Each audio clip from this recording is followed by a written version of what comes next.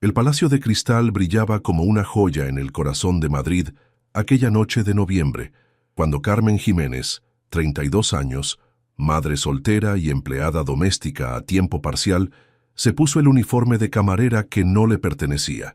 20 euros. Era todo lo que Patricia Herrera le había ofrecido para infiltrarse en el restaurante más exclusivo de la capital y arruinar la cita a ciegas de su exnovio. Derrama vino sobre esa zorra rubia que estará con él, había ordenado Patricia con veneno en la voz, pero cuando Carmen se acercó a la mesa iluminada por velas, se quedó paralizada. El hombre no estaba con ninguna rubia. Alejandro Mendoza, CEO de Mendoza Industries, imperio de 10.000 millones, cenaba solo, los ojos perdidos en el vacío de quien lo tiene todo excepto lo que importa. Cuando sus miradas se cruzaron, la bandeja tembló en las manos de Carmen. No por nerviosismo, sino por el reconocimiento. Era el hombre que secretamente la había salvado de la ruina, pagando anónimamente sus deudas hospitalarias 3 años antes. Él no la reconocía. ¿Cómo podría? Pero esa noche, en lugar de arruinarle la velada, Carmen cambiaría ambas vidas para siempre. Madrid lloraba lágrimas grises aquella mañana de noviembre, cuando Patricia Herrera se presentó en la puerta del piso diminuto de Carmen Jiménez en el barrio de Vallecas. El contraste era hiriente. Patricia con su traje de Adolfo Domínguez de 3.000 euros y Carmen en vaqueros desteñidos, las manos todavía rojas del detergente de la noche pasada limpiando oficinas. Las dos mujeres se conocían desde el instituto, cuando el destino no había separado aún sus caminos en direcciones tan opuestas. Carmen tenía 32 años que parecían 40, marcada por la vida de madre soltera, criando a Diego, su hijo de 8 años, mientras hacía malabares con 3 trabajos para llegar a fin de mes. Limpieza nocturna en las oficinas de la zona de Asca, camarera los fines de semana en un bar de lavapiés, canguro cuando surgía la oportunidad. Cada euro contaba, cada hora de sueño era un lujo que no podía permitirse. Patricia entró en el pequeño apartamento con el disgusto mal disimulado de quien estaba acostumbrada a los áticos de Salamanca. Se sentó en la silla menos estropeada, sacó de su bolso de Louis Vuitton una foto y 20 euros.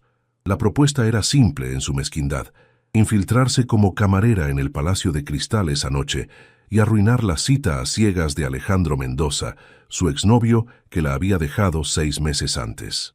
La amargura de Patricia resumaba de cada palabra mientras describía el plan.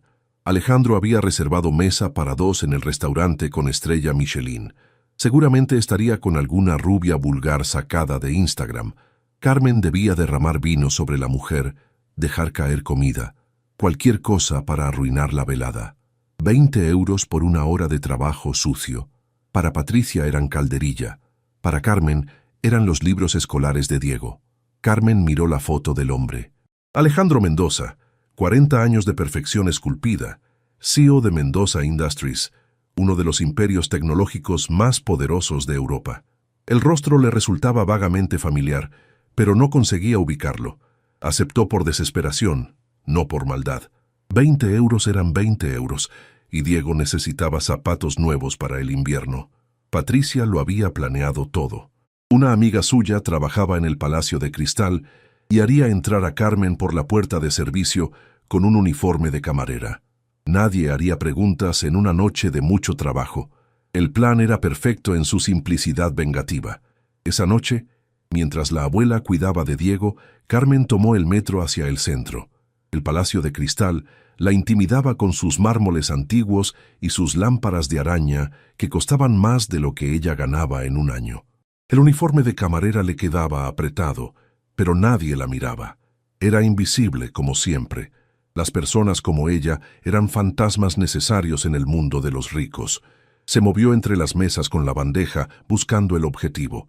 Lo encontró en la mesa del rincón, la que tenía vista a los jardines iluminados. Pero algo no cuadraba. Alejandro Mendoza estaba solo. Ninguna rubia, ninguna mujer, solo él con una copa de vino tinto y la mirada perdida en el vacío. Miró el reloj. Pasadas las 9, quienquiera que tuviera que llegar llevaba más de 1 hora de retraso. Se acercó con el corazón latiendo fuerte, no por el plan de Patricia, sino por algo más profundo. Ahora que lo veía de cerca, El reconocimiento la golpeó como un rayo. 3 años antes, cuando Diego había sido hospitalizado de urgencia por una peritonitis complicada, ella no había tenido dinero para la operación. Milagrosamente, un benefactor anónimo había pagado todo. Intervención, hospitalización, rehabilitación. 30.000 euros aparecidos de la nada. La administración del hospital solo había dicho que era un empresario que prefería permanecer anónimo, pero Carmen había visto al hombre una vez, de refilón, mientras firmaba documentos en el despacho del jefe de cirugía. Era él, Alejandro Mendoza, el hombre que había salvado la vida de su hijo sin pedir nada a cambio, sin siquiera saber quiénes eran. Las manos de Carmen temblaban mientras sostenía la bandeja. La botella de Rioja Gran Reserva de 400 euros oscilaba peligrosamente. Alejandro levantó la mirada y sus ojos se encontraron. En los de él había una tristeza profunda que contradecía la imagen del CEO de éxito. En los de ella, una tormenta de emociones: gratitud, culpabilidad, curiosidad. El plan de Patricia se evaporó como niebla al sol. Carmen no podía, no quería hacer daño a este hombre que había salvado a su hijo. Pero tampoco podía irse. Algo la mantenía anclada allí, de pie junto a su mesa, paralizada por la indecisión. Alejandro rompió el silencio con una voz que delataba cansancio infinito. Le preguntó si se encontraba bien, notando su palidez. Carmen balbuceó algo sobre ser su primer día, sobre los nervios. Él sonrió, una sonrisa triste que no alcanzaba sus ojos, y le dijo que no se preocupara, que ser plantado ocurría más a menudo de lo que se pensaba. La confesión llegó espontánea. Había sido una cita a ciegas organizada por su familia, el enésimo intento de su madre por encontrarle una esposa apropiada. La mujer, quienquiera que fuese, evidentemente había tenido dudas. No era la primera vez. A los 40 años, con un imperio que gestionar y cero capacidad de conexión humana, era lo que se merecía. Carmen sintió algo romperse dentro. Este hombre que lo tenía todo estaba profundamente solo. El instinto maternal que la guiaba con Diego se activó. Sin pensar, se sentó en la silla vacía frente a él. El gesto violaba todo protocolo, toda regla no escrita sobre la distancia entre clases sociales. Pero en ese momento, eran solo dos almas solitarias en un restaurante demasiado elegante. La conversación que siguió fue surrealista. Alejandro, quizás por el vino o por la desesperación, empezó a hablar. Contó sobre la presión de gestionar una empresa heredada del padre, sobre las expectativas imposibles, sobre la soledad en la cima. Carmen escuchaba, olvidándose del uniforme de camarera, de su papel, de todo. Cuando él le preguntó por ella, mintió a medias.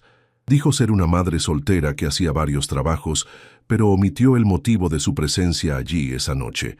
El maître se acercó escandalizado al ver a una camarera sentada con un cliente, pero Alejandro lo despidió con un gesto imperioso. Pidió champán para dos, el mejor.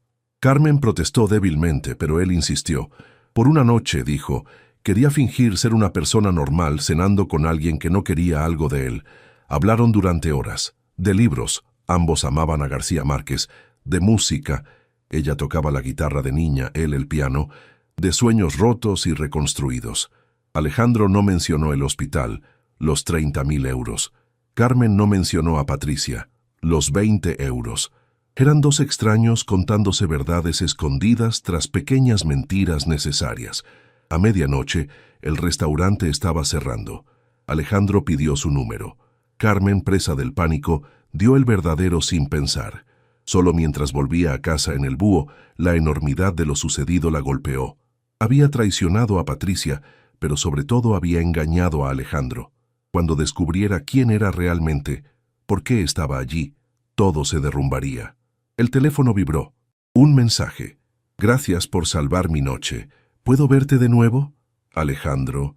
Carmen miró la pantalla, el corazón dividido entre esperanza y terror. Respondió con dedos temblorosos. No soy quien crees. La respuesta llegó inmediata. Yo tampoco. Quizás por eso funciona. 3 días después de aquella noche en el Palacio de Cristal, Carmen vivía en un estado de ansiedad constante. Patricia la había llamado furiosa, habiendo sabido por fuentes internas que Alejandro había sido visto riendo y brindando con una misteriosa morena. Carmen había mentido, diciendo que la mujer había llegado después, que no había podido hacer nada. Los 20 euros le quemaban en el bolsillo como carbones ardientes. Alejandro había continuado escribiendo, mensajes simples pero cargados de una intimidad inesperada. Le preguntaba cómo estaba, le enviaba fotos de atardeceres desde su terraza, le confesaba pensamientos que probablemente no compartía con nadie. Carmen respondía, atrapada en una telaraña de medias verdades. Le había dicho que se llamaba Carmen, que era madre soltera, que trabajaba en el sector de la hostelería. Técnicamente no eran mentiras completas, pero omitía lo esencial, que fregaba suelos para vivir, que casi lo había engañado, que le debía la vida de su hijo. El segundo encuentro ocurrió por casualidad, o quizás por destino. Carmen estaba limpiando las oficinas de un edificio en el Paseo de la Castellana a las 3 de la madrugada cuando lo vio en el vestíbulo, sentado en un banco de mármol, la corbata aflojada, la mirada perdida. Mendoza Industries tenía las oficinas en ese mismo edificio. El pánico la paralizó. Si la veía con el carrito de limpieza, todo terminaría. Pero Alejandro estaba demasiado perdido en sus pensamientos para notarla. Carmen lo observó desde detrás de una columna, viendo al hombre detrás de la fachada. Cansado, vulnerable, humano. Tomó una decisión impulsiva. Escondió el carrito, se quitó el delantal y se acercó a él como si acabara de entrar. La sorpresa de Alejandro al verla se transformó rápidamente en algo que parecía alegría. Le explicó que no podía dormir, que a veces venía a la oficina de noche para escapar del vacío de su ático. Carmen dijo estar allí por un trabajo nocturno de catering, otra media verdad que se sumaba al montón. Se sentaron juntos en ese vestíbulo desierto, rodeados de mármol frío y el zumbido de las luces de neón. Alejandro empezó a hablar del padre muerto 5 años antes, dejándole un imperio que nunca había querido, del hermano menor muerto en un accidente de tráfico a los 20 años, de la madre que vivía en el pasado, organizando citas a ciegas para darle nietos que perpetuaran el apellido Mendoza. Carmen le habló de Diego, de lo difícil que había sido criarlo sola después de que el padre desapareciera al saber del embarazo. No mencionó el hospital, la operación, el milagro del benefactor anónimo, pero habló de los sueños que tenía para su hijo, del miedo a no ser suficiente, del cansancio que se había convertido en su compañero constante. A las 5 de la mañana, antes de que llegaran los empleados madrugadores, se despidieron. Alejandro le rozó la mano, un toque ligero pero cargado de significado. Le pidió verla esa noche, a cenar, en un sitio normal, no en uno de esos mausoleos para ricos. Carmen aceptó, sabiendo que estaba cavando su propia tumba cada vez más profunda. La cena fue en un pequeño mesón de Malasaña que Carmen conocía desde los tiempos de la universidad, antes de que la vida la arrollara. Alejandro llegó en vaqueros y jersey, irreconocible sin la armadura del traje. Comieron tortilla española, bebieron vino de la casa, rieron con los chistes del camarero madrileño. Por unas horas fueron solo Alejandro y Carmen, no el CEO y la empleada doméstica, no el millonario y la pobre, solo 2 personas enamorándose contra toda lógica. Fue esa noche cuando Alejandro habló de Diego. No directamente, pero dejó entrever que sabía de su enfermedad, de la operación. Carmen se heló, pero él continuó como si nada. Dijo que admiraba a las madres solteras que hacían milagros cada día, que él, con todo su dinero, donaba anónimamente a hospitales pediátricos porque era la única forma que conocía de dar sentido a tanta riqueza inútil. Era una confesión velada, una forma de decirle que sabía sin obligarla a admitir. Carmen entendió que él también estaba mintiendo, fingiendo no saber quién era realmente. 2 mentirosos diciéndose la verdad a través de mentiras elaboradas. 2 semanas después, la burbuja de jabón en la que vivían empezó a mostrar las primeras grietas. Patricia había descubierto todo. Una amiga suya había visto a Alejandro y Carmen juntos en el mesón de Malasaña, riendo como adolescentes. La furia de Patricia fue volcánica. ¿Te está gustando esta historia? Deja un like y suscríbete al canal. Ahora, continuamos con el vídeo. Se presentó en el piso de Carmen a las 7 de la mañana, mientras Diego se preparaba para el colegio. Las palabras que vomitó fueron veneno puro. Llamó a Carmen puta social, trepa, traidora. Amenazó con arruinarla, con hacerle perder todos los trabajos, con contarle a Alejandro la verdad sobre por qué estaba en el restaurante esa noche. Diego, aterrorizado, se escondió en su habitación. Carmen permaneció de pie, encajando cada insulto sabiendo que merecía algunos. Pero cuando Patricia dijo que haría que los servicios sociales le quitaran a Diego, algo se rompió en Carmen. La madre leona emergió. Con calma glacial, recordó a Patricia todos sus secretos: el aborto ocultado al novio anterior, el dinero robado de la caja del padre contable, la aventura con el profesor casado en la universidad, secretos que Carmen había guardado durante años por amistad. Si Patricia quería guerra, la tendría. Patricia se fue dando un portazo, pero el daño estaba hecho. Carmen sabía que era cuestión de tiempo antes de que la verdad saliera a la luz. Decidió confesárselo todo a Alejandro esa misma noche. Mejor que lo supiera por ella que por Patricia. Lo invitó a su diminuto piso, queriendo que viera su vida real. Alejandro llegó con un ramo de girasoles y una botella de vino. No mostró sorpresa por el apartamento modesto, los muebles de segunda mano, los dibujos de Diego pegados por todas partes. Se sentó en el sofá hundido como si fuera su lugar en el mundo. Carmen empezó a hablar, las palabras saliendo como un río desbordado. Patricia, los 20 euros, el plan para arruinar su cita. El hospital, Diego, el reconocimiento, las mentiras, las medias verdades, el miedo a perder algo que nunca había tenido derecho a tener. Alejandro la escuchó en silencio, el rostro ilegible. Cuando ella terminó, llorando, esperaba rabia, asco, abandono. En cambio, Alejandro se levantó, se arrodilló ante ella y confesó su verdad. Sabía quién era desde el primer momento. La había reconocido del hospital, donde la había visto de lejos 3 años antes. Había investigado sobre ella, sabía de las limpiezas, de los 3 trabajos, de la lucha diaria. ¿La cita a ciegas esa noche? No existía. Había reservado para 2 esperando que ella apareciera, habiendo descubierto a través de sus fuentes que Patricia estaba tramando algo. La revelación dejó a Carmen sin palabras. Alejandro continuó, explicando que había pagado la operación de Diego porque estaba allí por casualidad ese día. Había oído su desesperación, visto su amor feroz por su hijo. Había quedado impresionado, casi obsesionado, por esta mujer que enfrentaba el infierno con dignidad.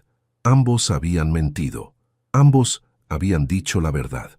Eran 2 personas rotas que se habían encontrado a través de un juego de espejos y engaños. Alejandro le tomó el rostro entre las manos, secando las lágrimas. Le dijo que no le importaba el pasado, las mentiras, Patricia. Solo le importaba el presente, ella, Diego, lo que podían construir juntos. Se besaron mientras Madrid se iluminaba fuera de la ventana. 2 almas que habían recorrido caminos tortuosos para encontrarse. El beso sabía a verdad finalmente dicha, a máscaras caídas, a posibilidades infinitas. El anuncio de la relación entre Alejandro Mendoza y Carmen Jiménez explotó en la sociedad madrileña, como una bomba atómica. Los periódicos de cotilleo enloquecieron. El CEO y la Cenicienta, amor entre los despachos y las fregonas, titulares que herían, pero que contenían una verdad innegable. Madrid se dividió entre románticos que celebraban el cuento moderno y cínicos que predecían el desastre. La madre de Alejandro, Isabel Mendoza, matriarca de la familia y guardiana de las tradiciones, convocó a su hijo en la mansión familiar de La Moraleja. El encuentro fue glacial. Isabel, 70 años de aristocracia castellana, no podía concebir que su hijo, heredero de un imperio, se hubiera enamorado de una limpiadora. Las palabras que usó fueron crueles, clasistas, impropias de alguien que presumía de su cultura. Alejandro se mantuvo firme. Por primera vez en su vida se opuso frontalmente a su madre. Le recordó que el abuelo, fundador del Imperio Mendoza, era hijo de un albañil de Carabanchel, que la riqueza sin humanidad era solo números en el banco, que Carmen valía más que todas las aristócratas mimadas que le había presentado a lo largo de los años. Mientras tanto, Carmen enfrentaba sus propias batallas. En el trabajo de limpieza en las oficinas fue despedida sin explicaciones, claramente por presiones desde arriba. En el bar de Lavapiés el dueño le dijo apenado que no podía permitirse el tipo de atención mediática que ella traía. Solo el trabajo nocturno de limpieza en un hospital permaneció, quizás por ironía del destino. Pero la prueba más dura vino de Diego. Los compañeros de colegio, influenciados por los discursos de sus padres, empezaron a burlarse de él. Lo llamaban el hijo de la sirvienta. Le decían que su madre era una cazafortunas. Diego, 8 años de orgullo infantil, volvía a casa con heridas del alma más que del cuerpo. Fue Alejandro quien encontró la solución. Se presentó en el colegio, no como CEO millonario, sino como el hombre que amaba a la madre de Diego. Habló a la clase, con sencillez, sobre cómo el valor de una persona no se medía por la cuenta bancaria, sino por el corazón. Llevó a los niños a la sede de Mendoza Industries, mostrándoles que detrás de cada gran empresa había personas normales. El conserje que conocía a todos por su nombre, la señora de la limpieza que tenía fotos de sus nietos en el escritorio, el programador genial que venía de los suburbios. El efecto fue inmediato. Los niños, en su inocencia, entendieron lo que los adultos no podían ver. Diego se volvió súbitamente popular, el niño con el padrastro más guay del colegio. Alejandro no intentó reemplazar al padre biológico ausente, pero se convirtió en una presencia constante, fiable, amorosa. Carmen observaba esta transformación con una mezcla de alegría y terror. La alegría de ver a Diego finalmente con una figura paterna, de sentirse amada y protegida por primera vez en años. El terror de que todo fuera demasiado bueno para ser verdad, de que el cuento tuviera que terminar a medianoche. El punto de inflexión llegó desde una dirección inesperada. Una investigación periodística descubrió que Patricia Herrera había orquestado una serie de fraudes financieros usando información obtenida cuando salía con Alejandro. El arresto fue espectacular, con cámaras y flashes frente a su ático de Salamanca. En el ordenador incautado, la policía encontró el plan detallado para arruinar a Alejandro usando a Carmen. La opinión pública dio un vuelco. Carmen pasó de trepa a víctima, de cazafortunas a mujer valiente que había rechazado hacer daño al hombre que secretamente la había ayudado. La historia verdadera, la del hospital, los 30.000 euros, el amor nacido de las cenizas del engaño, conmovió hasta los corazones más cínicos. Isabel Mendoza, viendo a su hijo genuinamente feliz por primera vez desde la muerte del hermano, empezó lentamente a suavizarse. No fue una aceptación inmediata, pero cuando vio cómo Carmen cuidaba de Alejandro, cómo lo hacía humano en un mundo que solo lo quería como máquina de hacer dinero, algo se derritió en su corazón aristocrático. Un año después de aquella noche en el Palacio de Cristal, Madrid despertó con una noticia que hizo temblar el mundo financiero. Alejandro Mendoza había reestructurado completamente Mendoza Industries, convirtiéndola en la primera empresa europea con un programa revolucionario de bienestar laboral. Guarderías gratuitas para los empleados, becas para los hijos de los trabajadores, un fondo de emergencia para familias en dificultades. El modelo, bautizado Proyecto Carmen, se convirtió en caso de estudio en las escuelas de negocios. Pero la verdadera revolución ocurrió en privado. Alejandro vendió el ático estéril en el barrio de Salamanca y compró una casa en Chamberí con un jardín donde Diego podía jugar.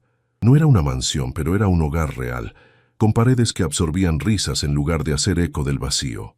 Carmen había abierto una pequeña empresa de limpieza que empleaba solo a madres solteras, dándoles horarios flexibles y salarios dignos.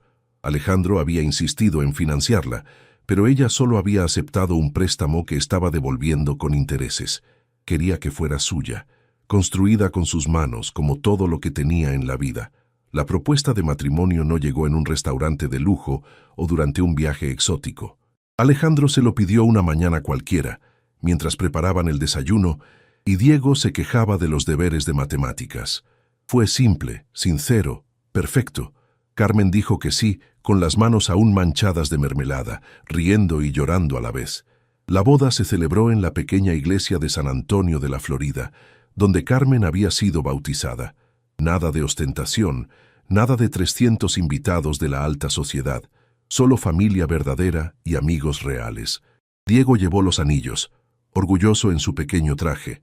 Isabel Mendoza, en un gesto que sorprendió a todos, regaló a Carmen el collar familiar, el que había pertenecido a la abuela de Alejandro, la mujer del albañil. Durante la recepción, en un mesón que habían cerrado para ellos, Alejandro dio un discurso que quedó en la memoria de todos los presentes. Habló de cómo la verdadera riqueza no se medía en euros sino en momentos. Diego llamándolo papá por primera vez, Carmen cantando en la ducha pensando que él no la oía, las cenas sencillas que valían más que todas las galas a las que había asistido. Carmen, en su discurso, agradeció a Alejandro no por haberla salvado económicamente, sino por haberle mostrado que merecía ser amada por lo que era, no a pesar de lo que era. Agradeció a Diego por haber aceptado a un nuevo padre, con la sabiduría de un niño, que sabe reconocer el amor verdadero.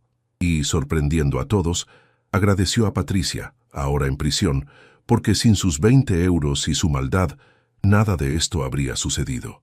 3 años después, mientras Carmen sostenía en brazos a la pequeña Sofía, su hija de 6 meses, y miraba a Alejandro enseñar a Diego a programar, reflexionó sobre el increíble viaje que la había llevado hasta allí. Desde aquella noche en que había aceptado 20 euros para arruinar una vida, había aprendido que el destino tenía un sentido del humor perverso, pero justo. El Imperio Mendoza prosperaba más que nunca, prueba de que tratar bien a los empleados era buen negocio, además de buena ética. El proyecto Carmen había sido replicado por docenas de empresas en toda Europa. Diego, ahora de 11 años, hablaba de querer ser médico para ayudar a niños como él había sido ayudado. Una noche, mientras cenaban en su cocina desordenada y feliz, Alejandro sacó algo del bolsillo, un billete de 20 euros enmarcado. «Lo tomé de tu bolsillo aquella primera noche», confesó con una sonrisa. «Los 20 euros de Patricia. Los hice enmarcar porque son la mejor inversión que se haya hecho jamás. 20 euros por toda una vida de felicidad». Carmen rió, besándolo mientras Sofía protestaba desde la trona y Diego robaba albóndigas del plato. Era caótico, ruidoso, imperfecto y absolutamente perfecto. La empleada doméstica y el CEO, la madre soltera y el millonario, se habían convertido simplemente en Carmen y Alejandro, una familia que había reescrito las reglas sobre lo que significaba amarse de verdad. Esa noche, mientras Madrid dormía bajo ellos, Carmen pensó que los cuentos de hadas existían de verdad, no los de castillos y príncipes azules, sino los de pisos en Vallecas y hombres que veían más allá de las apariencias. Cuentos donde 20 euros podían comprar un destino, donde las mentiras podían revelar verdades, donde una empleada doméstica podía enseñar a un CEO lo que significaba realmente ser rico. Y mientras abrazaba a su familia improbable y perfecta, Carmen Jiménez Mendoza sabía con certeza absoluta que no cambiaría nada del camino tortuoso que la había llevado hasta allí. Porque cada lágrima, cada humillación, cada noche sin dormir había sido el precio de este momento, de esta vida, de este amor que valía más que todos los miles de millones del mundo. El Palacio de Cristal seguía brillando en el corazón de Madrid, ignorante de haber sido el escenario donde una historia de amor imposible se había convertido en la realidad más hermosa de todas. Una realidad donde el amor no conocía clases sociales, donde 20 euros podían valer más que 20.000 millones, donde una madre soltera valiente y un CEO solitario podían encontrar el uno en el otro lo que siempre habían buscado: hogar. Dale me gusta. Si crees que el amor verdadero supera cualquier barrera social, comenta con el momento que más te emocionó. Comparte para celebrar a todas las madres solteras que luchan cada día. Suscríbete para más historias de amor que desafían las convenciones. A veces el destino se esconde en 20 euros y una noche arruinada. A veces los príncipes azules son CEOs cansados y solitarios. Y a veces, solo a veces, el amor verdadero nace de las mentiras que nos contamos para sobrevivir.